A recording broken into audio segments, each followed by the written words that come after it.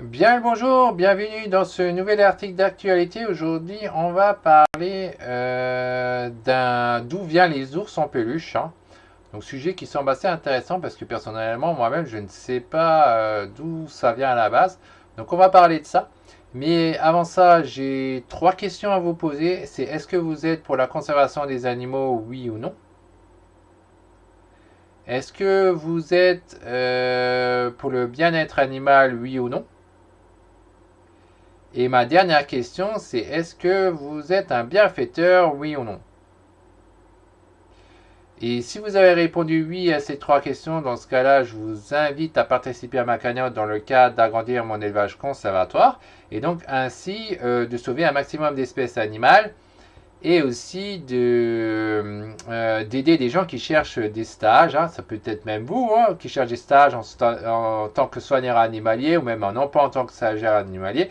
Bah évidemment, il faut bien comprendre que ces choses peuvent se faire seulement si la structure puisse s'agrandir et qu'il y a besoin de ce personnel. Et donc pour ça, il faut soutenir. Donc après, c'est un choix que vous avez à faire. Vous pouvez trouver le lien en description. Vous trouvez aussi l'adresse du côté droit si vous préférez l'écrire. Et vous avez donc quatre choix. À peu près quatre choix, on va dire. C'est soit vous faites rien, vous laissez les animaux crever et dans l'avenir, ce sera morose pour les générations futures. Soit vous partagez et c'est déjà une aide en soi. Soit vous faites un don à hauteur de ce que vous voulez et qui vous cause pas de problème et que voilà que ça soutient la cause et du coup euh, et du coup euh,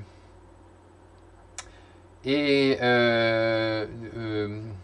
attends, j'en étais où? J'ai dit vous partagez, oui, ça soutient la cause, donc c'est déjà une aide en soi. Le dernier choix, vous faites le prochain choix, le troisième choix, c'est vous faites un don.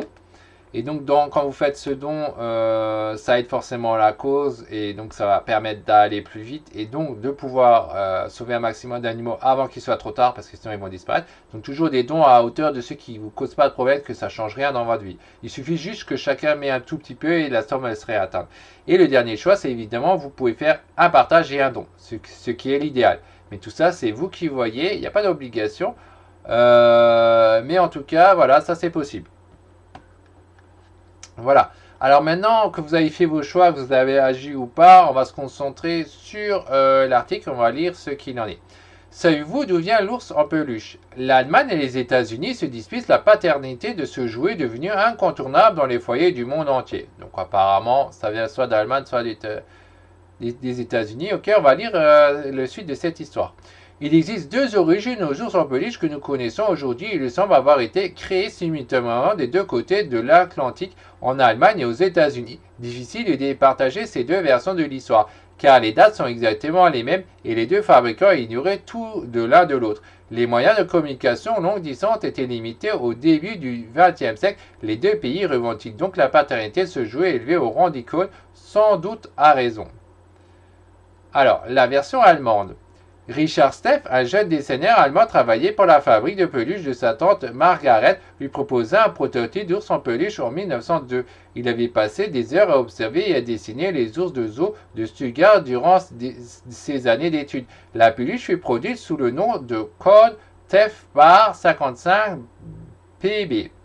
Rigide mais disposant de nombreuses articulations, la peluche fut présentée à la foire de printemps du jouet de Leipzig en 1903 et n'eut pas un succès immédiat, jusqu'à ce qu'un acheteur américain rafle les 100 ours mis en exposition et en commande 3000 autres juste avant à la fin du salon. Ok.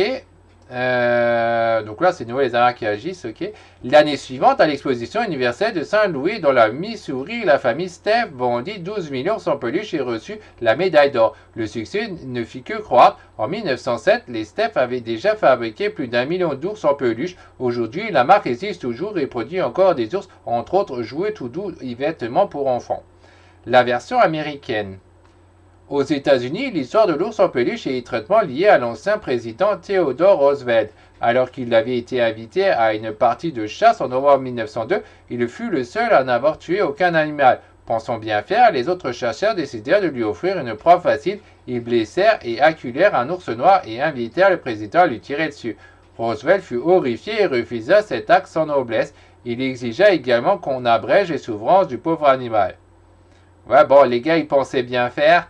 Et le président, il a aussi bien réagi dans toute cette histoire. Hein, chacun pensait bien faire, quoi. Bon, ok. Et ensuite, la suite de l'histoire, cet épisode fut rendu célèbre quelques jours plus tard à travers un dessin de presse caricatural publié dans le Washington Post montrant le président refusant de tuer un adorable petit ourson. C'est de là que vient le nom Teddy Bear, l'ours de Teddy en français. Teddy était le surnom de Theodore Roosevelt. Voyant ce dessin, Maurice Milchon, un immigré russe vivant à New York, eut l'idée de réaliser une peluche de cet ourson qu'il baptisa Teddy Bear. Le succès fut immédiat et bien qu'il soit simplifié, le nom est resté encore aujourd'hui. Tout ours en peluche est appelé Teddy Bear aux États-Unis.